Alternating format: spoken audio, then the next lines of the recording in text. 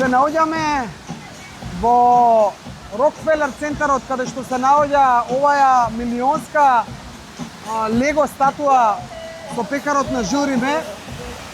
Денеска е 16 јули, ден откако веќе го знаеме и вториот финалист, Аргентина во финалето заедно против Шпанија.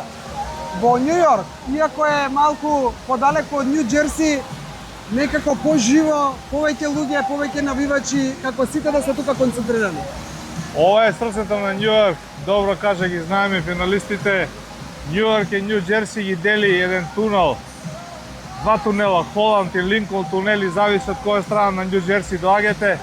Ова е Рокфелер центар, многу луѓе, многу убава атмосфера, многу весело, со мирисот на финалето. Интересно е за гледачите, нели финалето се игра во Њу Џерси, но интересно е за гледачите што сепак во Њу Јорк е животот, во Њу Јорк се навивачите, во Њу Јорк се статуите, се е во Њу Јорк.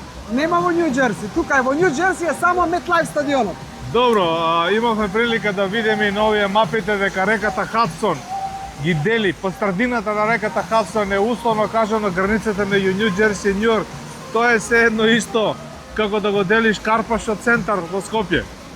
Во очекување сме на потврдување, се надеваме и веруваме дека ќе добиеме тикети. 100 пати кажавме досега, не можеме да одиме на надпревар ако не ни одобрат тикети, без разлика што ги имаме овие акредитации. Да, остануваат уште два надпревари. Остануваат уште два надпревари за третото место во Мајами меѓу Англија и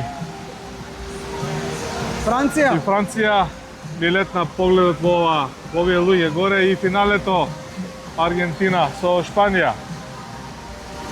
Тоа е тоа, остануваме со вас на линија до финалето, уживаме во овие моменти фудбалски овдека во Њу Јорк. Ќе бидеме на Њу Џерси стадионот на MetLife, ќе бидеме ден предходно пред финалето. Уживајте со нас, уживаме ние, уште ситно броиме до крајот на World Cup. За подсетување, тимот на Скок беше присутен на 7 надпревари досега на Жиле стадионот во Бостон. Доаѓаме во Њу Џерси и го чекаме финалето.